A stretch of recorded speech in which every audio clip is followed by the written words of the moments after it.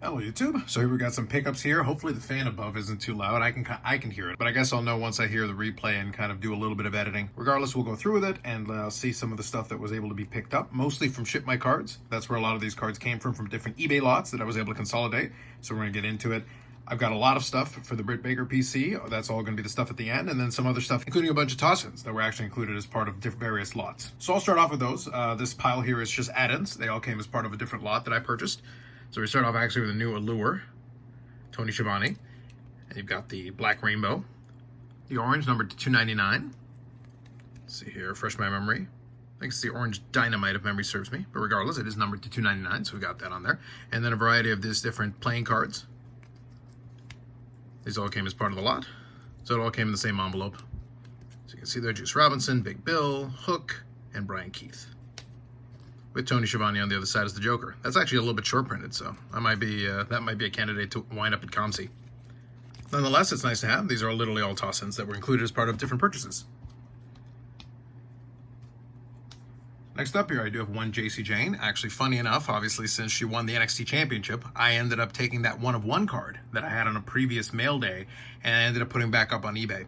I wasn't necessarily looking to move it, but it's one of those things where probably that's the last time that there's going to be a real opportunity. She may get called up to the main roster at some point, but it was more than anything just a PC that I have for fun. It's just an offset, because the Britt Baker one is tough to find stuff at this point with the checklist getting smaller and the product's not coming out as frequently. So if somebody was willing to pay me double what I paid for mine, in this case the answer was yes, then realistically I wasn't going to deprive myself the funding to be able to then chase after other cards that I'm looking for. Regardless though, I'm still looking for some stuff here and there, and I'll pick up ones where I can, and in this case I picked up from 2025 Topps. This is the Sapphire, the orange Sapphire, numbered to 25. These are cool looking cards with the cracked ice design there, and it is numbered to 25. So regardless, I still will add cards to the PC as the opportunities present themselves. Next couple are actually a little bit speculative, not for my main PC, but ones that I picked up because the price was right on these. 2024 exclusives, we got the Billy Starks, numbered to 100. So this is one I'll hang on for now, just because it's nice to have a little bit of speculation. I don't mind it in that sense. Sometimes it works out, sometimes it doesn't. Again, the pricing is the thing. Also from 2024, Upper Deck AEW, this is the Gold Pyro, and this one is thematically appropriate, obviously. Similar reasons to the JC Jayne. The timing on this one worked out really well. So here's the Mariah May, numbered to 35. And this is basically, you know, kind of the rookie, so to speak, I guess. Depends on how you want to interpret it, but there's the Gold Pyro. So this one, by the time this video comes up, I'll have some images and it'll probably wind up on eBay. So if somebody wants it for their PC, they can certainly have it. Obviously, she's got a lot of buzz starting up with NXT.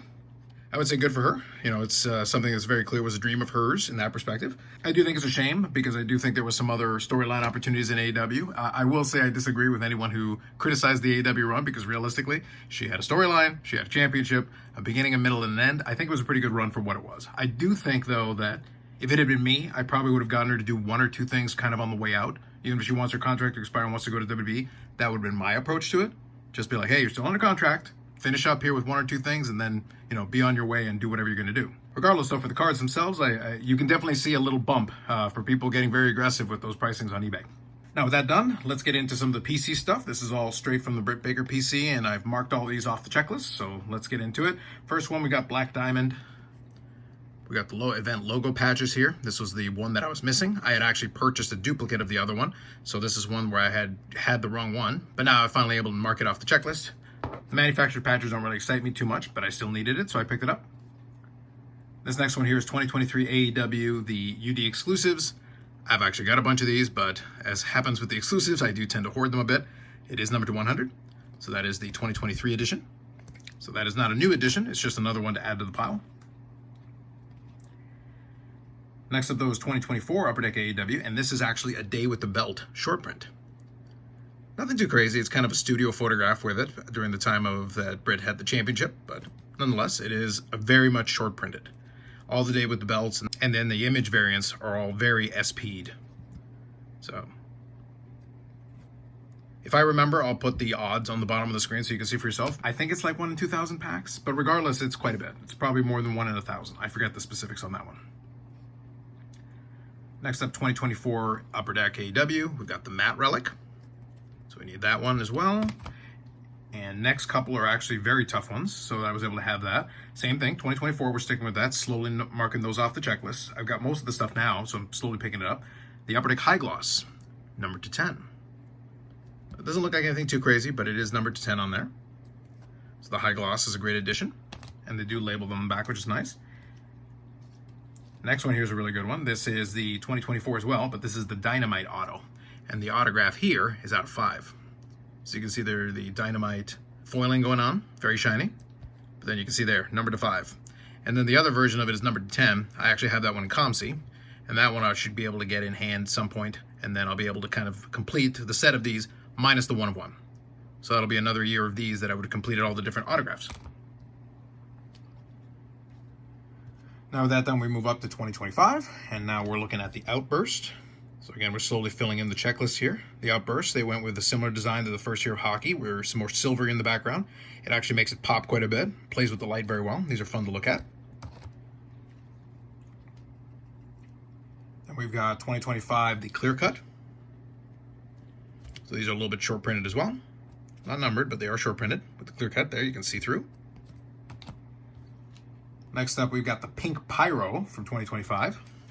So Pink Pyro is the retail exclusive, and it is numbered to 79. So these ones are kind of semi-tough because they only come in blasters, so you've got to get them in retail. So they are a little bit tougher being numbered to 79. Then next up, we've got 2025, the UD exclusives. So this is the newest version of the exclusives. We'll see what, if anything, the future holds for Brit, but we'll take it one step at a time. For now, we'll just get the cards where we can. Next up here, we've got the Outburst Red. I think these pop actually really well. They actually look really good with the red. They did a good job on these. Number 25, so that's a tough one. So chipping away on those, getting them where I can. Same thing, sticking with 2025. This one here is the image variant. So with these ones, they don't really label them, but they do have kind of the foil background on it. It is an alternate image, obviously. So there's your base. Obviously not, the image itself is the base, but then this is the alternate image, and then the background also has this foil going for it. They are not labeled really otherwise because it's listed as number 37, same as the regular version, and then obviously the image in the background is also alternate. So you kind of have to pay attention a little bit. They don't label these specifically as the image variants, but nonetheless, these are short printed. Sticking with the theme from the other one, 2025, Day with the Belt. So again, we got the foil treatment. They do label it on the bottom very clearly. So you've got that on there, and you do have the different numbering as well. Day with the Belt going on. Very nice looking card. This is the one that came with some of those toss-ins. Here is the playing card. So the 10 of diamonds in this case. Double or nothing. Got the UD canvas. So we're making a lot of progress here on the flagship, along with a lot of the parallels and inserts. Next up here is a new insert that came in this one. It's the Backstage Chatter with Renee Paquette. It's very cartoonish in terms of what they went for, but nonetheless, it was interesting. A little write-up for everybody. Then we have the Total Access is included. So in this case, because of the nature of Brit being away a long time, a lot of the images kind of follow certain specific events, so you'll see a lot of images that follow. So that's included in there. And this is the red variant, which is the retail exclusive on this. Same set. They do label it there. But this is the retail version, and a bunch of these other inserts also have retail versions. I'll show another one here in a second. Foundational Outlook. It's actually a pretty cool looking card. Nice design. Then the red version to go with the retail. Same thing. They do label it on there as well. And then here we've got the kind of blue speckle, I guess they're going with. They just label it blue, but it is the Foundational Outlook as well. And this one is numbered to 25. So the blue versions are numbered to 25 on there. And labeled appropriately on the back. And then last one here to finish it off, sticking with the 2025 AEW, we've got the Finish It, which is the lenticular insert on this one. Very short printed. So you got Britt Baker there trying to put in the lockjaw on Chris Statlander, and then if you tilt it, you get the finisher of Mercedes, Mernay.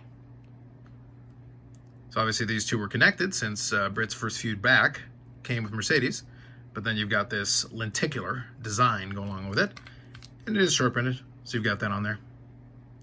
So kind of a cool looking card to finish things off. These are not numbered, but they are short printed. Showcase these. So we'll do this one. We do have a couple short prints that we can do. So let's do the day with the belt. And then since it'll be a short visitor here, let's go with the Mariah May. Got a little bit of shine there going on.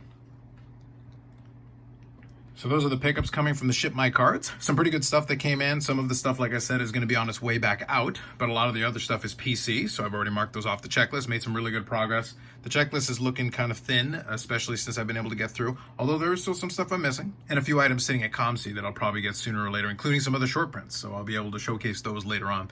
I do have another video that'll be coming up in short order, so this one's the pickup, and then in short order I will also be opening up this box of Allure, as another little box break included on the channel. Otherwise, there will be more videos coming up on the channel. I probably will talk a little bit of some news stuff here in the next little bit. Doesn't look like there's too many products down the pipeline right away, but at the same time, I'm still interested in talking with where things are sitting right now as we're heading into the summer of 2025 and where things look like going forward. And we'll see how the manufacturers do with some of these cars. We're gonna need, I would really like to see, just to spoil a little bit, I would really like to see some more consistent cadence with these wrestling releases. Not because I necessarily need to have cards to chase all the time, but at the same time, I think it's better for everybody when we've got at least some stuff to look forward to and we're not just waiting months and months in between. And both companies are kind of stalled, both Topps and Upper Deck. Upper Deck is kind of consistent with this, but Topps/Fanatics has kind of got the same thing going on. They released a couple of things right out of the block, some exclusives like the Cactus Jack set and stuff like that. But if you're more of a WWE collector, you're still find yourself in the same spot. You know, the stuff that's out there is expensive, but at the same time, it kind of helps level things out when there's some different kind of products and also products at different price levels to keep people interested and engaged. It kind of keeps the wheel moving a little bit.